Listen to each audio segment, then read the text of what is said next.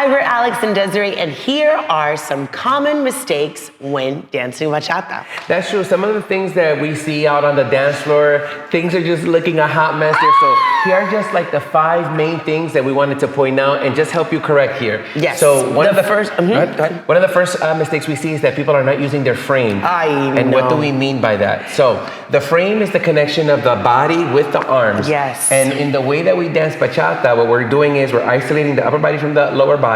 We are keeping our shoulders relaxed. Elbows are out to the side. Maintaining arms our postures.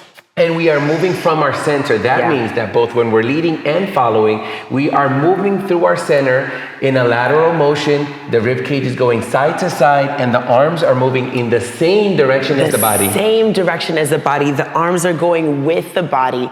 And this is super important because, like Alex said, when we're dancing, we are leading with our frames and we're following or we're listening to our leaders with our frames. That's the indication. That's how we know what leg we're on. That's how we know the direction of the steps that we're going in. There's a lot of information that's being processed through the frame. So if the frame is broken and not together, it really becomes super difficult for you to communicate and be on the same page with your leader or your follower. And another thing I was going to say, with the frame, we spoke about the lateral motion, but also the positioning of the arms. So one of the things that we see, this is how we know when people are not using their frames. Yes. If we talk about the arm being kind of here with the shoulders, our frame typically is, again, moving in the same direction. When we see, for example, this, where the arm is going in one way and the body is going in another, or you are moving the arms, not the body, or the body and not the arms. That's one indication. Look at this, right? If I'm doing that exact same thing by going in the opposite direction, if my hands are connected to Alex and Alex is trying to give me a basic this way and I'm going the opposite direction, do you see how that doesn't translate? Wow, no, I'm going against my partner in that way. And again, one thing that you can do to kind of just do a little check for yourself, like where your frame is. Take your arms in open position and see if you're breaking from this position. Are you first pulling your arm and then your body? Like this, or are you moving your body and then your hand? Everything needs to go together, right? Think about from your hand to your heart, there's a connection there, right? In maintaining that connection. And another thing, if we look from our sides, this is the line of our body. Our elbows typically are not going behind our bodies. Our arms in general are not behind us, they're in front of us. And this common mistake is seen, for example, if I try to lead a box step where I'm going to the side, and then when I introduce the lead forward, those elbows start coming towards the back of your body. This is a clear indication that you're not using your frame. So buckle up. Yep, keep everything in front of you, keep your arms together, keep your frames intact. Next common mistake is opening too much, okay? And this is again using your frame. When we talk about this, our frames being nice and open for an open position. And as a follower, if this arm starts to pass my, let's say my shoulder, I can't just do this with my arm. Okay, if the arm passes my shoulder, I need to start rotating my upper body, or if not, my whole body. So that's one super common mistake that people don't open, or they open too much when they feel an indication here. They start to, like Alex says, casting Harry Potter spells to the side, right? Yep. Now you let's always look want at to be that. frame to frame. And for example, if I introduce a V step, I'm going to try, or your follower should try to make sure that we are the same distance and not all the way open in one direction. Leaving, can you do that again, Desiree?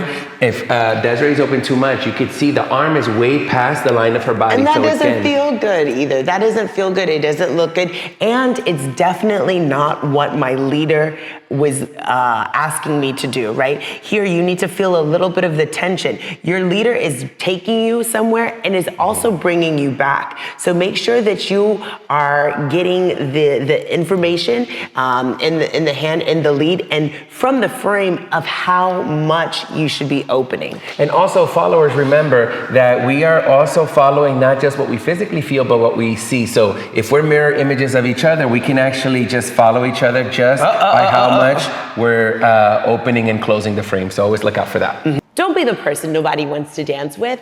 If you're doing something that doesn't feel good, you're probably using the wrong technique. Thankfully, at VdanceClub, there's over 1,000 lessons to help you with learning new techniques to help improve your dance. So, sign up today. The link is in the description. See you there. Another common mistake is dancing too hard. Everybody's like, oh, Dominican bachata, oh, it's fast. Oh, the beats are beating. Yes, the beats are beating, and some songs are fast. That's very true. And some songs are not. Meet the music. Listen to the music. Okay? Also, we know that the music, because it can be energetic, naturally you will feel like you have to do two things, either start jumping or start really pressing hard on the floor or really pressing hard against your partner. That's the part, right? We're people. We're humans, and you don't have to dance everything so hard. So think through dancing through the floor.